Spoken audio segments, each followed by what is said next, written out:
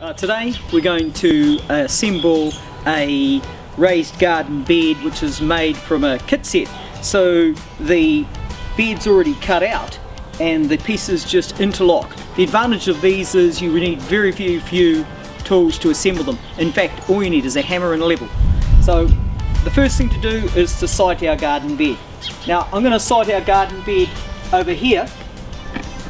That's because that connects it to the rest of our garden beds, and because this spot here gets a minimum of 8 to 10 hours sunlight a day and you only need 4 or 5. You can see over here that the soil of this bed is rich and black, so it's already good soil, and I'm going to add even more to the top. So it's got good soil, good sunlight, and it's connected to this garden bed. Okay, so we're going to make it up. The first thing you're going to do is place the sides out, and then I'm going to put the tops on and you'll see how that process goes. The first step is to place the sides out.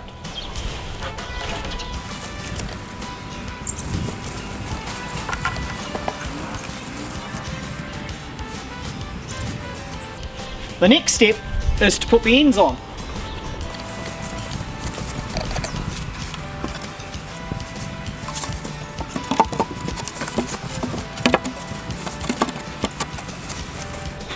When they are resting roughly in place, you go down and do the far end, which you'll do now.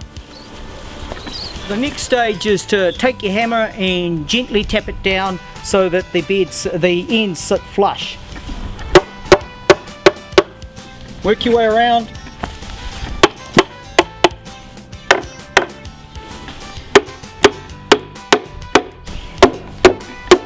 Don't hit it too hard or you risk breaking off those lugs.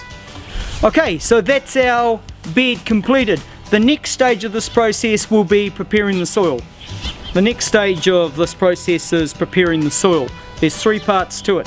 1, you have to turn the soil over, invert it so the greenery is at the bottom, and then 2, you need to cultivate that with your spade, break it all up so it's nice and friable, and then you need to add some organic matter to the top of that and let it sit for a couple of months.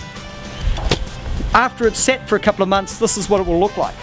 So this soil here has been sitting here with this mixture of seaweed and cow manure and sheep manure on the top for about 2 months.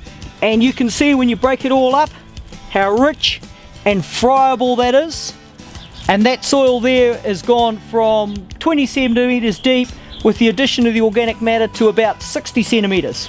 Now when I dig into it,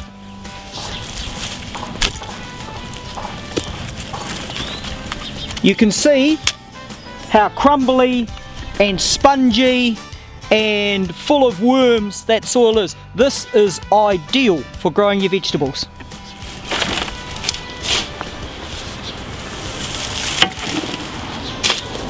Okay, another indication that this compost is ready for use is that it's full of earthworms.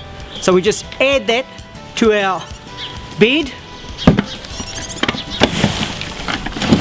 Okay, so that's the end of the process really. We've dug our soil over and we've broken it up, and then we've added on some compost and we've incorporated into the soil. Now you have to let this set, because what will happen is it'll settle down over the next little period and it'll shrink, and then you'll need to add some to the top before you can plant in it. I like compost better than potting mix because it's full of life and because it mixes all those nutrients down. So yes, that's the last stage. We're now ready for planting.